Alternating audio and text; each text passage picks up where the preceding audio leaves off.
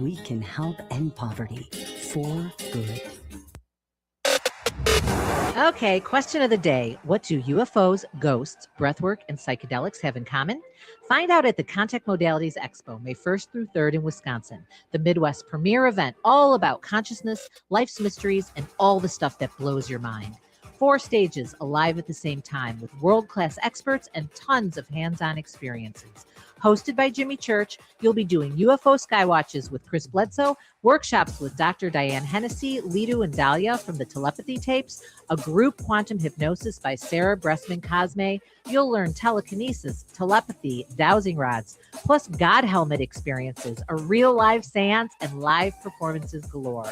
Whether you're brand new to this world or knee-deep in the rabbit hole, this is the place to explore the unseen, the unexplained, and the undeniable at the Contact Modalities Expo, May 1st through 3rd. Curious? Learn more at contactmodalitiesxpo.com.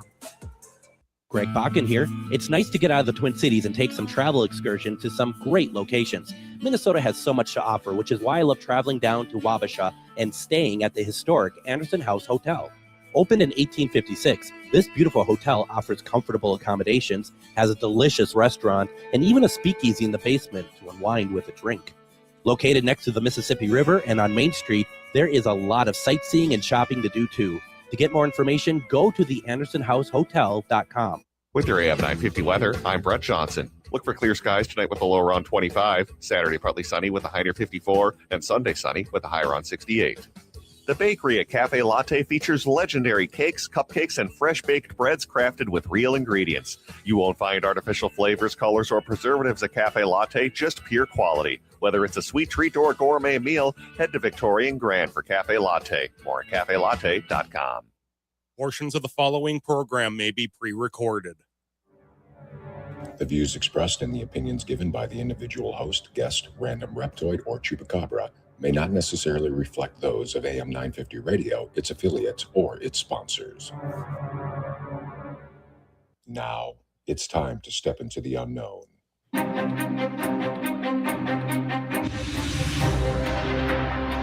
There are things people experience but never talk about. A shadow moving in the corner, flickering of the lights, a disembodied voice. We invite you to talk with us. Share your story, share your experience, because this isn't just your story. This is our story. This is GhostBox Radio with Greg Bakken. Casual Friday. Casual Friday. Casual Friday on GhostBox Radio. And it is Casual Friday here on GhostBox Radio. Thank you very much for joining us. Every night we talk about the paranormal, ufology, Bigfoot, and so much more. And also thank you very much for easing into the weekend with us. My name is Greg Bakken, and joined in Eden Prairie tonight by Adam. And how are you doing tonight, Adam?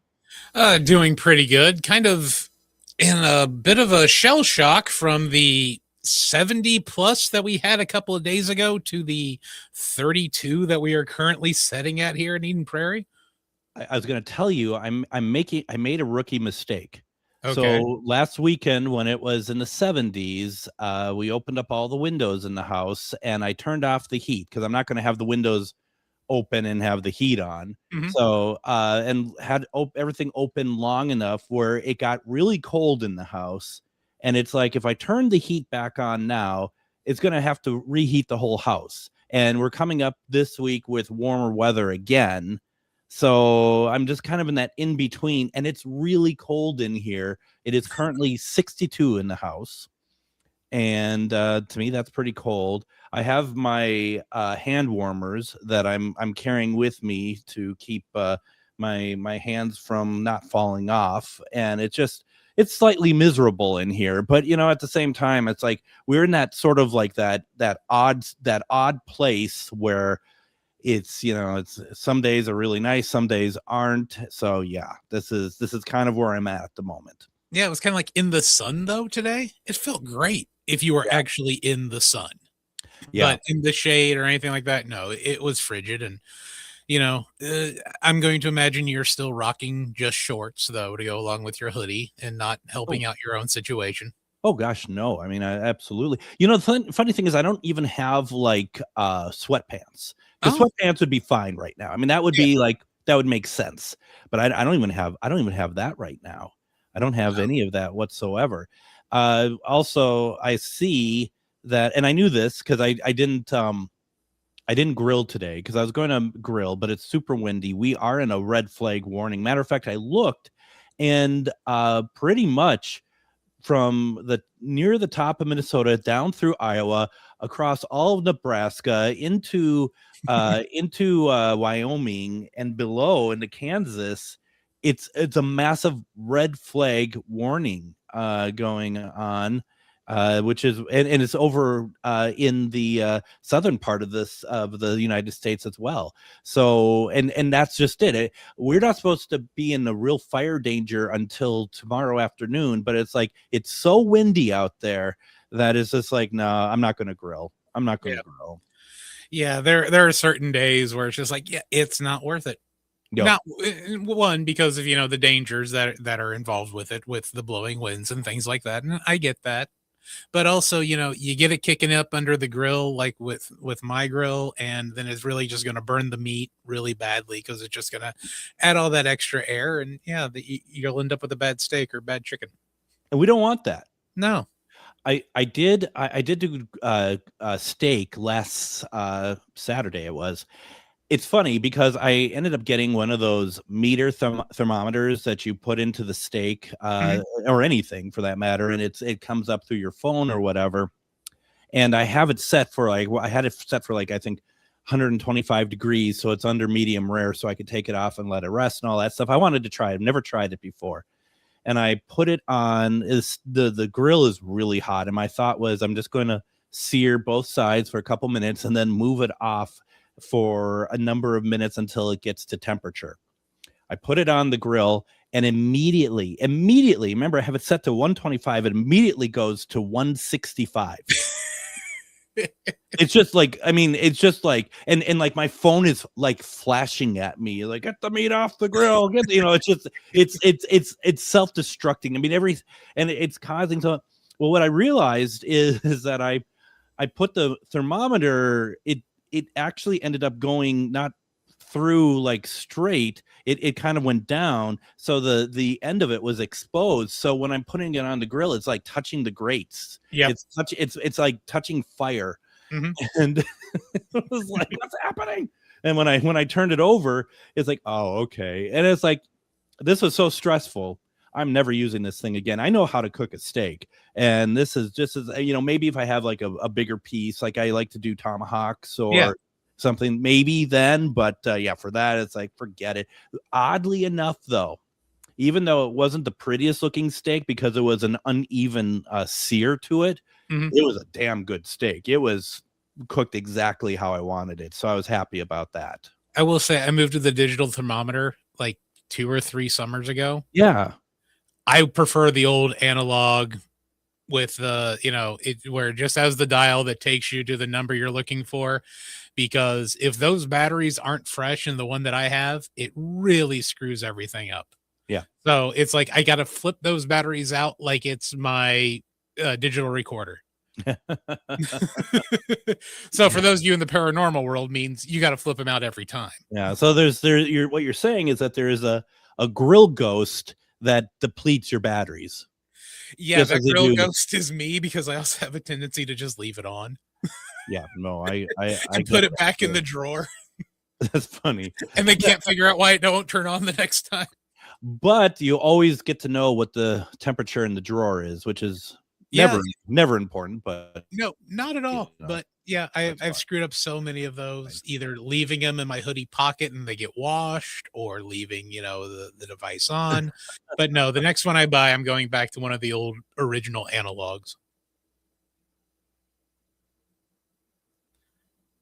An analog. Yeah, no, I like it. I don't know. I mean, it's just like I said, if I get a prime rib or something, we'll definitely try it for that. But for this, it's like, it's yelling at me. It's, you know, it's it wasn't a very pleasant experience, and I'm just like, oh, for God's sake.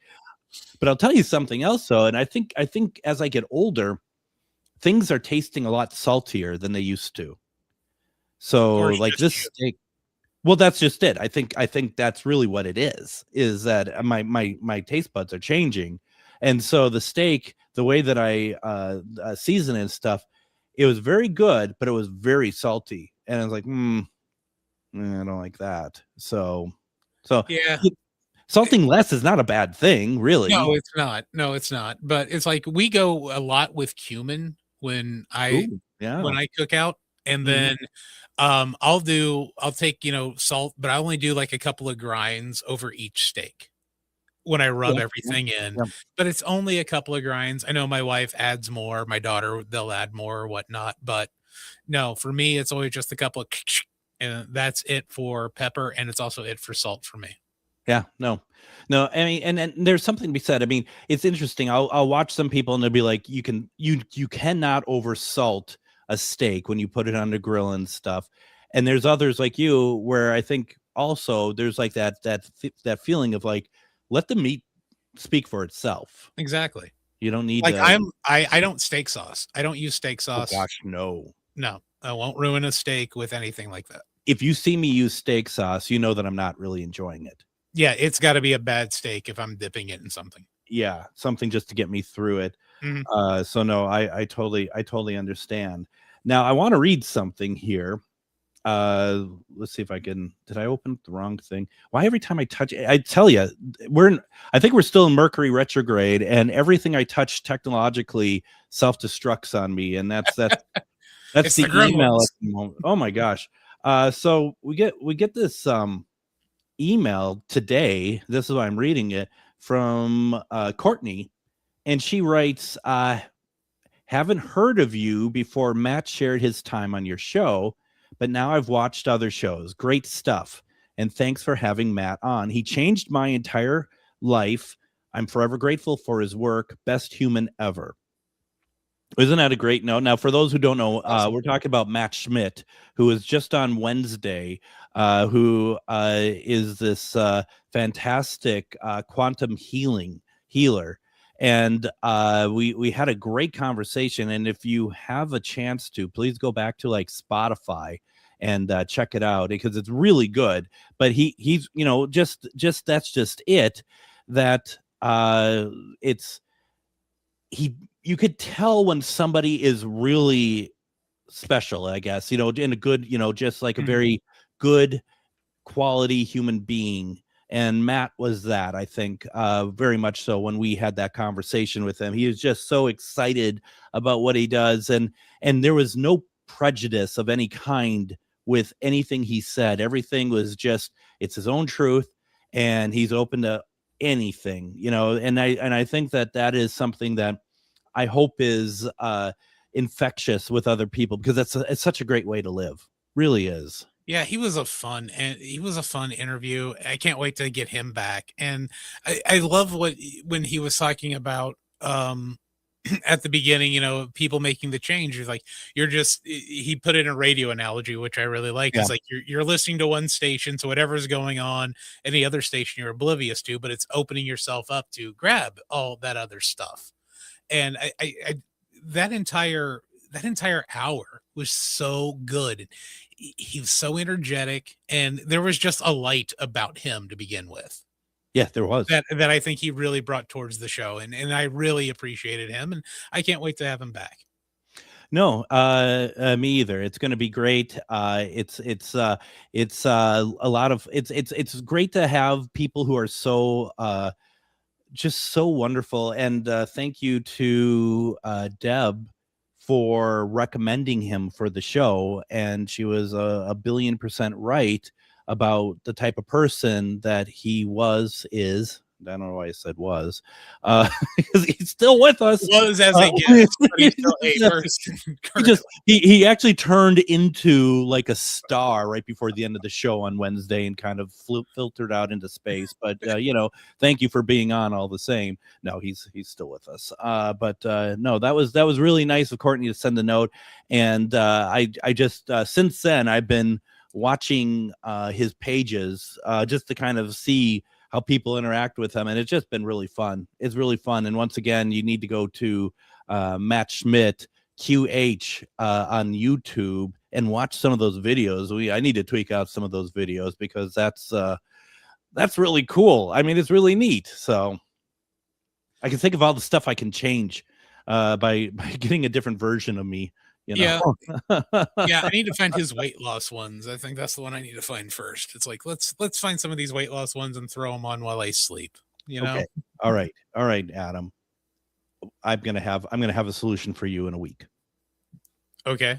I've actually been meeting with somebody, and we're going to do a kind of a trade out for. I mean, I should. It's really just for me. Let's just be honest. Okay. But yeah, I know, because I made it sound like you're going to be taken care of, and I apologize. At first, I wasn't sure if this was like when we had Moon Girl do the numerology. You're like, we're going to have Adam do it. I didn't know if I was going to be a guinea pig for something else here. No, but she does it through hypnosis. Ooh, and it's exactly it. You listen to it while you sleep. So, and that's the kind of exercise I'm into. Well, so I had a boss years ago at AT&T who quit smoking through listening to hypnosis while he slept.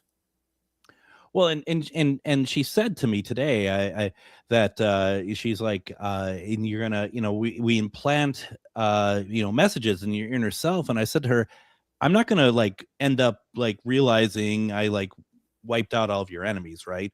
I mean, I just want to make sure. I just want to make sure that Greg XY instead of Kyle XY. What are we?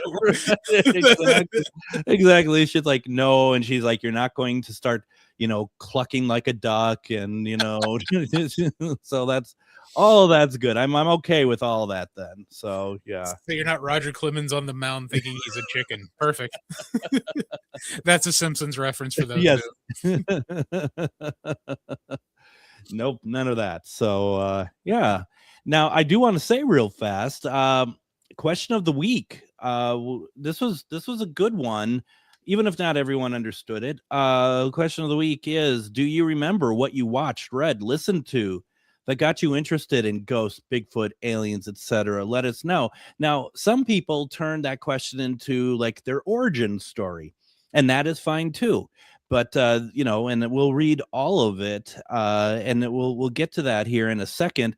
Also, when we come back, I want to I do this sort of trade out with the Warner Archive, which is a very popular movie studio within Warner Brothers that releases a lot of very vintage stuff, including like Looney Tunes and stuff. And I want to talk about some of their new releases coming out, because if you don't know, I'm a big collector of physical media still, and I want to share some of that.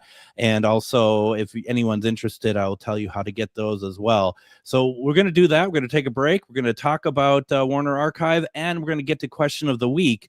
So don't go anywhere. You're listening to GhostBox Radio on AM 950. Greg Bakken here. I've been talking for a while about how spooky, fun, and fascinating the Minneapolis Trolley Tours are, but now there's big news. The Candlelight Ghost Tours now begin at the historic Pillsbury Club, a beautifully restored haunted mansion once owned by Charles Pillsbury himself. Believe it or not, the interior is nearly 200 years older than the exterior. How is that possible? You'll have to come out and find out. Before or after your tour, stop by the on-site market featuring a curated collection of handmade goods, artisan crafts, and locally inspired treasures. Perfect for picking up a keepsake to remember your haunting adventure. You'll also find exclusive spooky merchandise from Tales of the Crypt and Elvira. Then climb aboard the climate-controlled trolley as we travel through Minneapolis's haunted hotspots, uncovering ghost stories that locals would rather keep buried. The mansion is restored to perfection, and there is no better way to spend an evening. Visit MinneapolisTrolleyTours.com for tickets and more information. Okay, question of the day. What do UFOs, ghosts, breathwork, and psychedelics have in common? Find out at the Contact Modalities Expo, May 1st through 3rd in Wisconsin, the Midwest premier event all about consciousness, life's mysteries, and all the stuff that blows your mind. 4 stages alive at the same time with world-class experts and tons of hands-on experiences. Hosted by Jimmy Church, you'll be doing UFO skywatches with Chris Bledsoe, workshops with Dr. Diane Hennessy, Lidu and Dahlia from the telepathy tapes, a group quantum hypnosis by Sarah Bressman Cosme. You'll learn telekinesis, telepathy, dowsing rods, plus God helmet experiences, a real live seance, and live performances galore.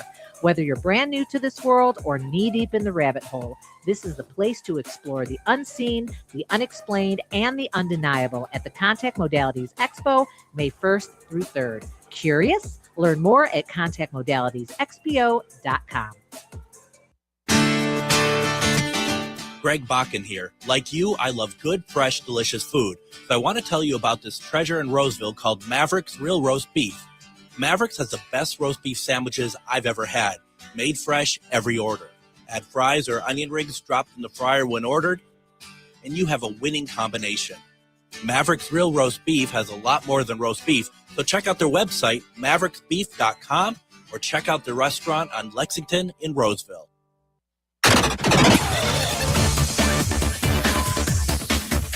Casual Friday. Casual Friday. Casual Friday on GhostBox Radio.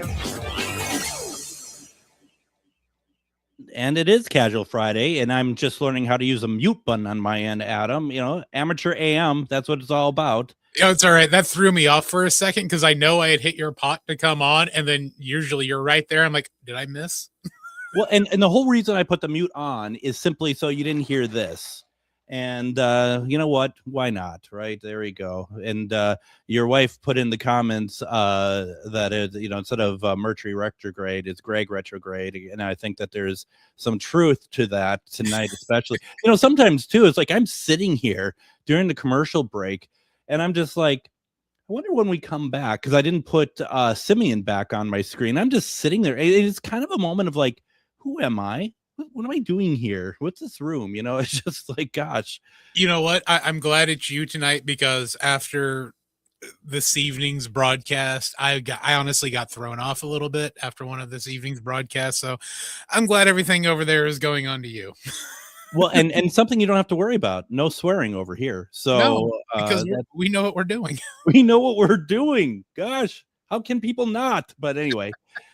Anyway, I got that out of my system. So thank you for joining us after that. Thank you for joining us, GhostBox Radio. It is Casual Friday. Thank you for easing into the weekend with us. Really happy to have you with us. I'm going to be honest. I'm a massive physical media fan. I still collect DVDs, Blu-rays, 4Ks. And when people are like, that media is going away, it's not actually. It's doing really well. And there is a boutique studio, which is odd to call boutique because they're part of Warner Brothers, but they're called the Warner Archive, and they've been putting out really high quality vintage DVDs, Blu-rays on all sorts of things for 17 years now. And what I get drawn to is that they are putting out releases like Looney Tunes. First of all, I'm a massive animation fan. And Adam, you like animation pretty much, don't you? To some degree. I mean, you're... Yeah, at my age, you know what? I'm not embarrassed to say. I'll go on YouTube and I'll go to the long Looney Tunes, you know, like 4-hour blocks, or Sure. I'm working my way through a 6-hour chunk of Rocky and Bullwinkle currently.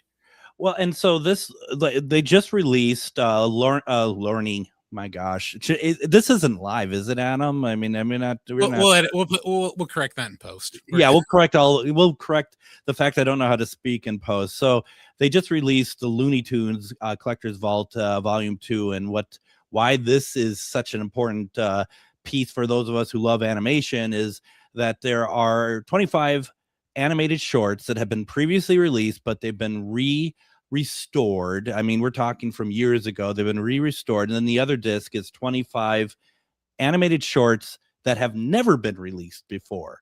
And those are things that I personally, as a collector, love. So I watched this. They look beautiful.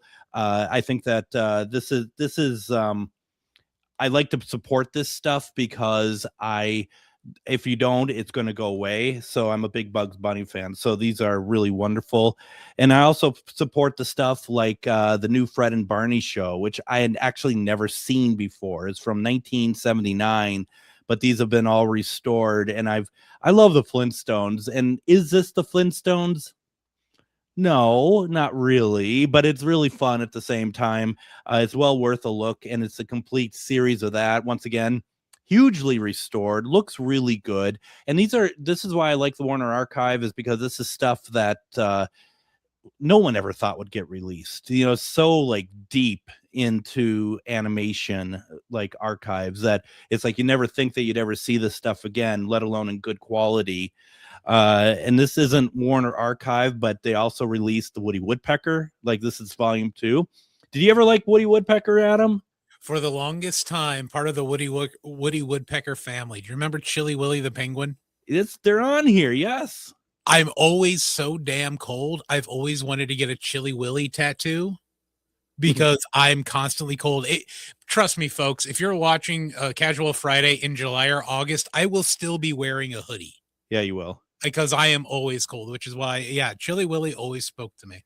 Well, and what I like about this is that this is Jerry Beck, who is, we've had, when I sat in for Matt McNeil, I had him on the program. He's a big animation historian, and any animation, and like I said, this Woody Woodpecker isn't Warner Brothers, Warner Archive, but any animation that comes out now seems to have him a part of it. And to me, that tells you that it's going to be the best it possibly can be. And so that these animated shorts have been restored as well. I haven't seen Woody Woodpecker in probably, oh my gosh, 40 years. And I watch these, and these are just absolutely incredible. They are so much fun. And all this stuff is pretty inexpensive. Let me ask you this. I have one more. Adam, have you ever heard of Ma and Pa Kettle? Yeah, absolutely. They put them all on the Blu-ray. And I had to get it because this is like nostalgia for me. WCCO Channel 4, Saturday, like mid mornings, they would run these. And so I would, I never really sat and watched them, but like, I'd watch them with my dad and stuff like that. And once again, these are also restored and they look really good. And isn't it weird how when we get older, we yearn for that stuff that we kind of like just kind of threw away in our minds all those years ago? Yeah, I've caught myself on Antenna TV or Me TV. I can't remember which one it was, but I remember sitting down and watching a couple hours of Perry Mason one day, like I used to do with my grandfather. Right. Back when I was like 4, 5, 6 years old or whatever, because that was the show that was right before Batman. Oh my gosh, yeah. So I would watch that with him because I knew I had 60 minutes of Batman coming up afterwards. Well, and the thing is, it's like I ended up getting like the complete box set to Murder, She Wrote.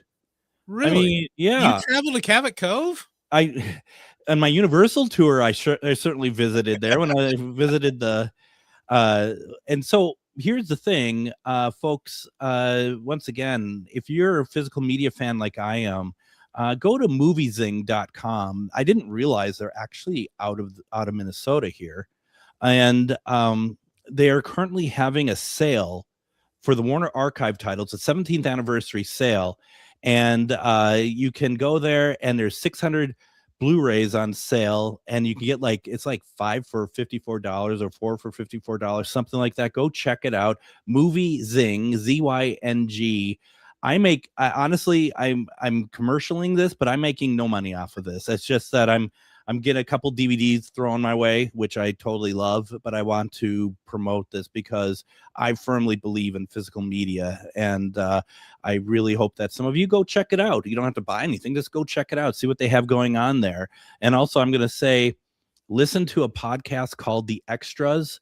and it's all about the Warner Archive stuff and other wonderful physical releases, and they talk about how they restore everything. It's well worth the time. So I would definitely check that out if you're into that sort of thing.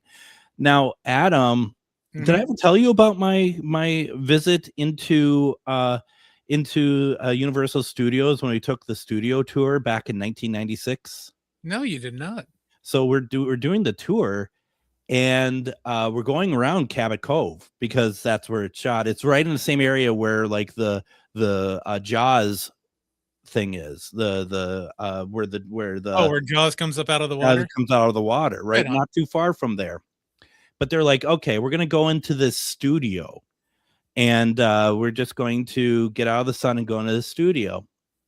The studio was the studio that they shot the original Phantom of the Opera with, way. And it still had the opera house set along the walls still up. That is neat. It was really, really cool. I wasn't into paranormal at that point. Otherwise, I would have probably jumped out of the tram and to see see who we can get out of that. But yeah, that was incredible. And it was really sucks about it. It's been there for 90 some years, and then about 6 years ago they tore down the whole studio, and they said that they're going to save the set, but no word has ever been followed up on whether or not they actually did or not. So. Well, I don't know. They lost a DeLorean from Back to the Future, so I don't really know if they were able to actually save any of it. I mean, did they lose it, or is it in some other time zone? No, they lost one of the screen used ones and replaced it with a replica. The screen used one actually ended up in a museum in California. It was the one from number 3, where they've got the wagon wheels on it. So they had put it in storage because they were revamping the Back to the Future thing, lost it, and built a new one because they didn't realize they had shipped it to California for a display to be there temporarily. I'm losing cars all the time. I get it. But how do you lose a DeLorean? I don't know. I don't know. Miles an hour. I don't. Yeah. Well, and the good news is it's from the third movie, so that doesn't matter. I should watch those again. It's been decades since I've seen those as well. I love the first one. The other two are okay. I just found out an Easter egg about number 2, which makes me want to go back and watch it. In number 2, when he goes to the future and he's in the diner and the kids are playing the hands-free game, one of those 2 kids is actually Elijah Wood in his very first role. Wow. Yeah, I just found that out the other day, and it's just like, oh crap, I do kind of want to go back and see that. You'd have to look between the commercials. Sorry, it's not commercials, product placement. Sorry. Yeah, that's false. Holy cow! I've always wondered what Pepsi in the future would look like. So yeah, no. Well, at least it worked past Demolition Man, where everything was just Taco Bell. Well, I mean, it makes a lot of sense. It's called Demolition Man then.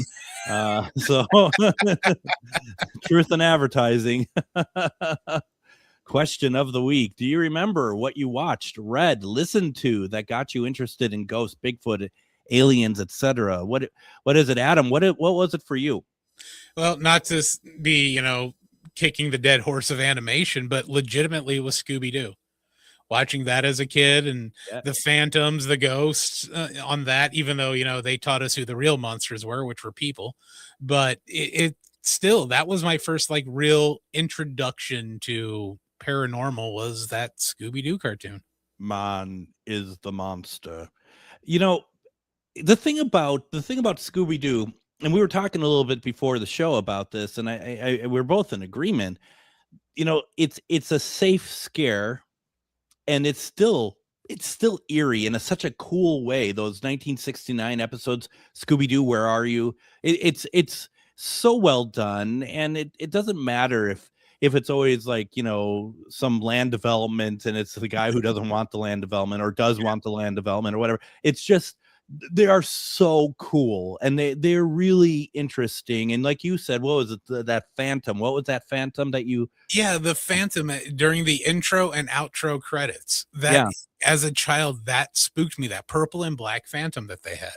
And even with the music for the credits, you could still hear the sound of that phantom. Yeah. Like, ooh, Yeah, and ooh. that's what kind of like, I wouldn't say, well, yeah, it freaked me out as a kid. It was a little bit. It's like, oh, that part is scary, but the rest of the show is fun. Rest of the show is fun. That's a great memory. I'm actually surprised Moore didn't say that. Because I think that's really good. Let's go on to some other folks.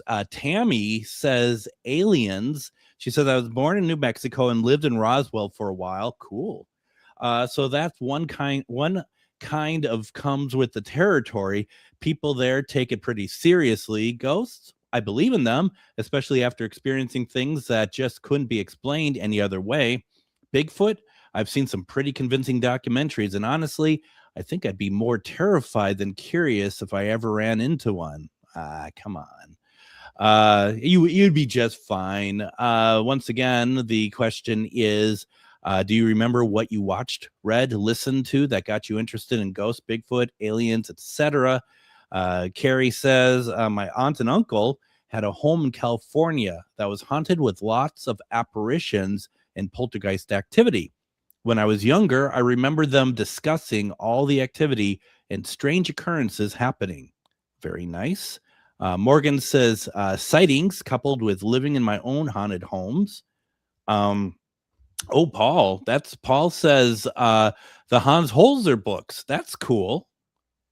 That's really cool, that's actually. God. How did you get a hold of them, Paul? Yeah, no, that's really neat. I've been wanting to read those. I never have gotten to them yet. Yeah, me too.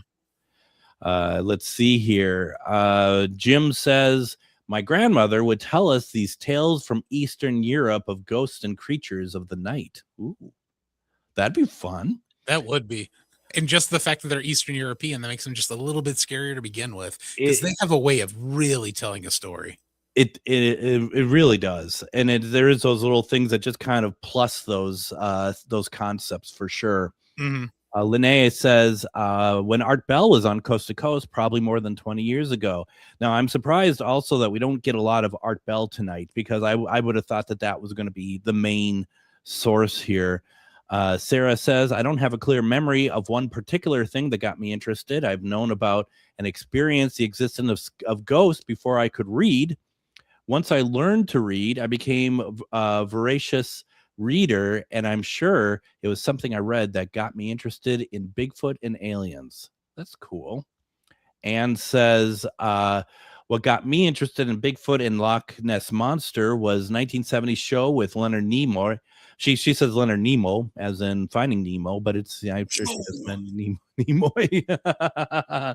In Search Of. When I was a kid, as an adult, if a show description had Bigfoot or Loch Ness, I would watch that show, which then led to hearing about other out of the normal things. Ghost Hunters Taps was my first ghost show when they first came on about 20 plus years ago. Then Josh Gates, back when it was Destination Unknown. For me personally, too, I got to say it had to be In Search Of. Did you watch In Search Of, Adam? In Search Of was on a little bit before my time, but I have seen it in reruns. I didn't see them first runs. Yeah, I mean, that used to always be like a Saturday evening, like 5 o'clock sort of show up here. I think Channel 9 KMSP would show those, and it'd be like, the opening had all these like pictures and like, and it would be like, I hate to say this, like if the show episode started and it was like In Search Of Amelia Earhart, it'd be like, oh God, I want to know about Bigfoot, not Amelia Earhart. So yeah, that was. You know what? I'm 40. I'm about to be 46 here in a few months, and there are certain shows my wife and I watch. One of them is Expedition Unknown, and I will tell you, if it's about treasure or anything that has to do with any of the world wars, that's me. Ugh. Yeah. It's like, find me something historic or go looking for something cryptid. Otherwise, let's not air it. Let's just not air it. Let's just not even do it at all. Maybe I should still be running. Maybe I should be running Discovery then. Yeah, maybe. Still have the shows. Maybe. None of this garbage like what happened to Amelia Earhart or anything like that. We're just gonna every week's gonna be Bigfoot. We know she landed and went off and lived on a private island. She didn't crash. No, I'm kidding. She's hanging out with DB Cooper. You know, they've got millions and millions of dollars. You know, we should do an episode about Amelia. After I just complained about having. You know what? I honestly wouldn't mind doing an episode on Amelia Earhart. That is honestly an intriguing story. So maybe after all that, we'll actually. Yeah, honestly, I would not be opposed to it. We call this a 360, folks. So it starts off with Amelia Earhart too. Let's get someone on about her next week. So yeah, no, that's all good. Once again, question of the week is: do you remember what you watched, read, listened to that got you interested in ghosts, Bigfoot, aliens, etc.? Let us know if you want to. Feel free to put it in the comments. We're going to go ahead and take our next break. When we come back, we'll get back to question of the week and anything else that's on your mind. Don't go anywhere. You're listening to GhostBox Radio on AM 950. Greg Bakken here. It's nice to get out of the Twin Cities and take some travel excursion to some great locations. Minnesota has so much to offer, which is why I love traveling down to Wabasha and staying at the historic Anderson House Hotel. Opened in 1856, this beautiful hotel offers comfortable accommodations, has a delicious restaurant, and even a speakeasy in the basement to unwind with a drink.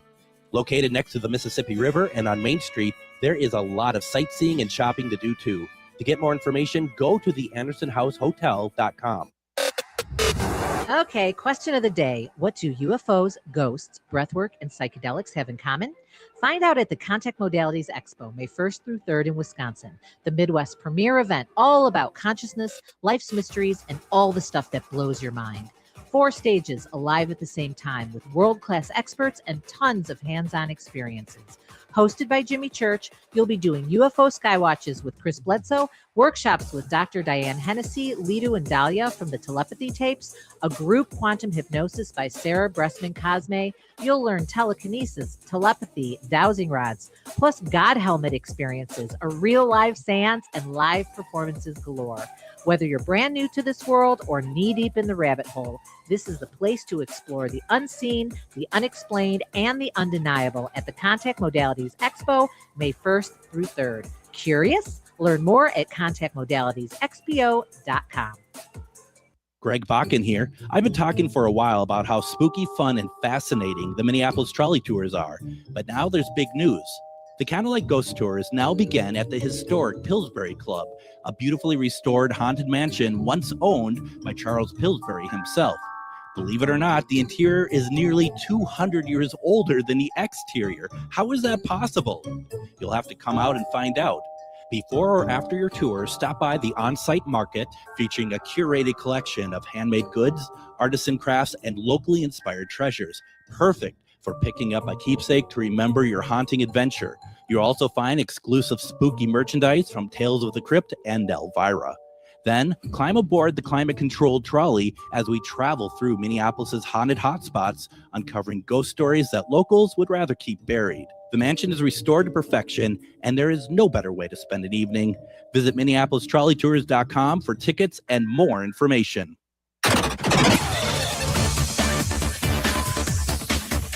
Casual Friday. Casual Friday. Casual Friday on GhostBox Radio. And it is Casual Friday here in GhostBox Radio. Thank you very much for easing into the weekend with us.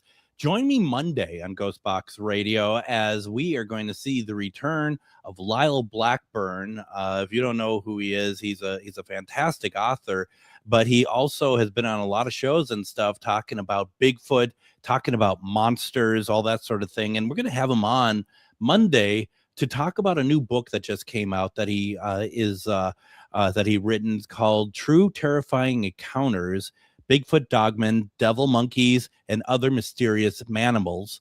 It's like I just ordered it tonight. I'm not going to have it for Monday, but I mean, just the concept of this book itself, Adam, it's like the size of one of those pocket books, that you would have gotten like in the 80s or something like that. And it's just really retro. It's very cool looking, which that's kind of what, Lyle always does. Very cool looking stuff. And gosh, it's going to be a fun conversation. I'm really looking forward to that. He's great. And then also they call it Manimals. Manimals, I know, right? I just remember there was a show back in the late 70s called Manimal. Yes, there was.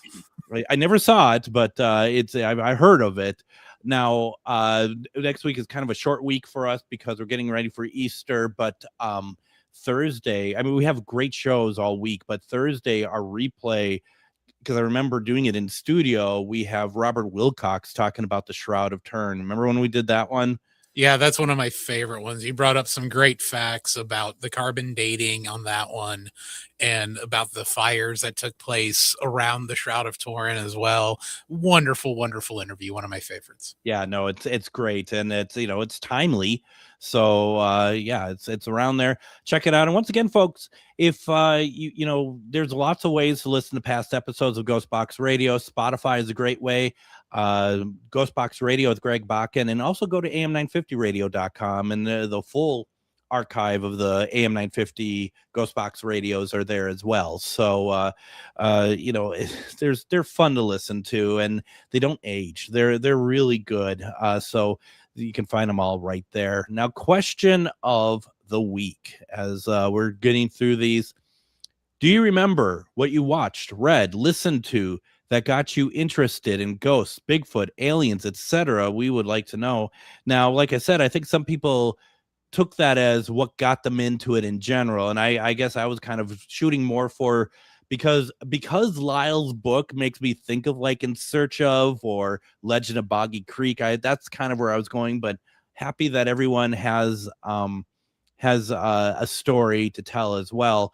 Rob Guttro says, I saw my grandfather's spirit at 13 years old. Panda, she says, she just posts a picture of a book called Scary Stories to Tell in the Dark, collected from folklore and retold by Alvin Schwartz, drawings by Stephen Grammel. I remember it's a Scholastic book. I remember this. Yeah, and it's got that weird head on the front. It's like a clown. Yeah, I remember those. Remember those. Yep, I'm looking at it right now. Yeah. Amber says, I remember being really little and making potions out of flowers and water and trying to talk to the sky during thunderstorms because I wanted to be a witch. That led to an interest in Salem witch trials at a very young age, and then watching Are You Afraid of the Dark? That just right there says how much younger she is than me. In elementary school, and Buffy starting in 4th grade. I started being interested in trying to communicate with the other side and hear stories of haunted places. I also started having paranormal experiences at a young age at my grandparents' house. I do have to also say for myself, one of the big ones, though, when I was 4 years old, 1979, or 5, I guess, was Salem's Lot. It was a TV miniseries of Stephen King's book, and to this day, I think it's one of the best horror movies of all time. Have you ever seen that? Yeah, I've seen the original one with David Soul. David Soul, absolutely. Yeah, I remember the original one. My mom's boyfriend had rented it, and so I saw both like Salem's Lot and Lost Boys at a very inappropriate age. I think it was like 5. Yeah. 6 maybe. Because I don't remember when Lost Boys came out, but I remember it was mid to late 80s. Yeah, no, was that like 86 or something like that? Yes, I think it was about 5, 6 years old when I sat down to both of those vampire movies. And I was 5 when Salem's Lot. I mean, I remember watching it with my family. I remember watching. I mean, and the imagery in it is so incredible. And like it was over 2 nights, and the first night ended with one of the Glick sons in their casket sits up to the groundskeeper there and brandishes his vampire teeth. And I mean, it just sits up out of nowhere. It just scared the hell out of me.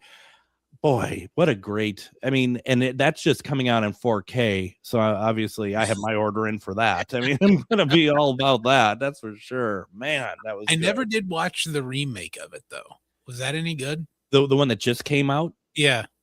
Uh, it's, I mean, I'm biased, so I'm going to Mhm. be like, it's not as good, but there's some really cool things about it. But you know, at the same time, Salem's Lot, the original one that was the CBS film, took place in the 70s. I mean, took place in the 70s and it was shot in the 70s. Mhm. Whereas this remake takes place in the 70s and shot in the 21st century. So they make it very clear, hey, this is the 70s, where back in the original, this is just modern day. Yeah. And there's a very big difference in storytelling when you do that. And so I appreciate the original one a little bit better for it. But the new one isn't bad. It's just I prefer when if I'm watching that, I'd be like more like, why don't I just watch the one I really like more, you know? That is definitely fair. Like I tried it with the It's, and I like that original 1990 version better than the newest ones. Absolutely. Grady in the comments says, yeah, the original is just so iconic, tough to compare. It really is. Funny enough, Grady, I was getting to your comment next. Grady says regarding the question of the week, which is, do you remember what you watched, read, listened to that got yourself interested in ghosts, Bigfoot, aliens, blah, blah, blah. Grady says, I do. There's a book about ghosts in the library at St. Stephen's School there in Anoka when I went to school there. I remember the cover, even it had a spooky looking lady with glowing red eyes, and I was hooked. Would love to find that again someday. How cool is that? Bruce says, TV show hosted by Leonard Nimoy, not Nemo, In Search of. And then let's see here. Russ says, I was so young when I started having experiences, so not sure it was television, although I remember when Planet of the Apes first came out, I thought it was quite unsettling. Otherwise, Alfred Hitchcock, maybe. Well, that's good. Yeah, I could see that. Danielle says, for ghosts, I've always been interested since I saw my grandmother's ghost when I was a child. For aliens and Bigfoot, Coast to Coast with Art Bell. We got another Art Bell there. And then Chris says, 4 years old, childhood friend was a spirit. Some of us had no friends ever, so you know, there you go. That one, yeah. I knew I played with two spirit children growing up. I remember their names. They were Chompy and Anna. I think I've talked about it on the show before, but yeah, I'm pretty sure that I had this same style of experience. That's really, really interesting. I've never had that, to be perfectly honest. Which, you know, that makes sense for me, I guess. Jim says, my wife told me I had to believe. So there's that. You learn fast. Right. Mandy has a picture. Do you remember those Time Life books? I think they're Time Life. Oh my God, the leather bound ones? Yeah. Yes, my aunt had those. I loved those books. And so Mandy said, I had experiences pretty young and bought these. And she has a picture of 4 of them and a little kitty cat in the picture too.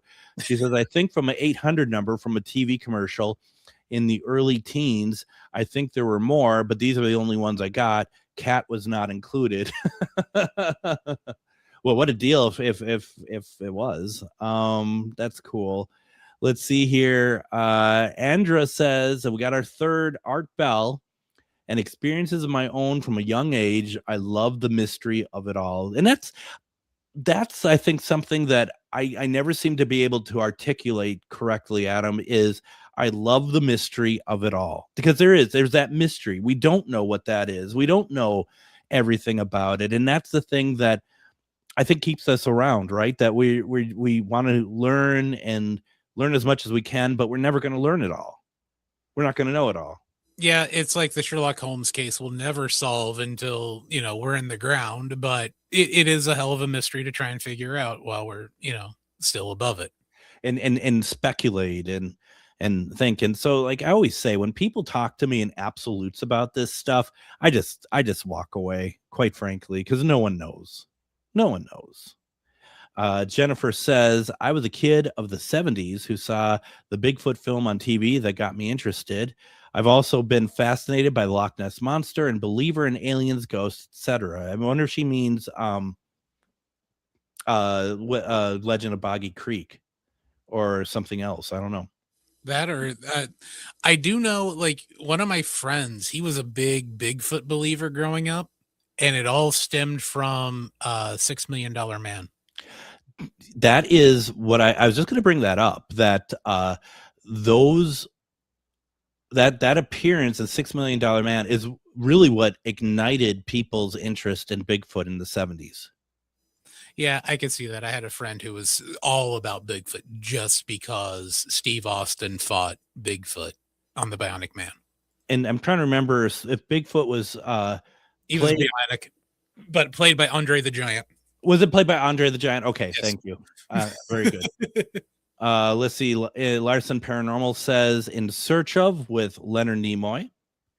And then because I used a picture of the vampire Barlow from Salem's Lot, from the 79 Salem's Lot, which based off of Nosferatu, but I think done much better. Hope says, this movie still scares me. I've never been able to watch it all the way through. Honestly, I can see why. There are so many, and as Grady puts it, so many iconic, scary moments in this, from when the Glick's mother is coming back to life as the undead. No. Yeah, I mean, you're alone there too. I mean, and the way that she plays it, where she, oh my gosh, that stuff is just incredible to the very end. And I won't give it away, when they're trying to get everything sorted out to escape this house. I've seen it 1 billion times, and it's still, the adrenaline is still incredible to it. It's just such a wonderful piece. Oh my gosh. Oh my gosh. And I judge all other vampire films against it. I really do. I really do. I can see that. I can definitely see that. And I don't mean like the Dracula stuff, because Dracula to me is a very different sort of story, because it's, in a way, it is a horror story. I mean, it is a horror story, but in a way it's like a romantic story as well. It's very much a love story. Yeah. And so I don't know. Well, that went by fast. Yeah, thank you all for answering as always. Very cool to hear where everyone's coming from. We're wrapping up the week. Everyone stay safe. Don't light anything outside. The temperature and the environment can't handle it at the moment. Make sure you join us on Monday. We have Lyle Blackburn with us as we are talking about his newest book, True Terrifying Encounters, Bigfoot, Dogmen, Devil Monkeys, and Other Mysterious Animals. Folks, have a great weekend, and we'll see you Monday. Take care, everyone.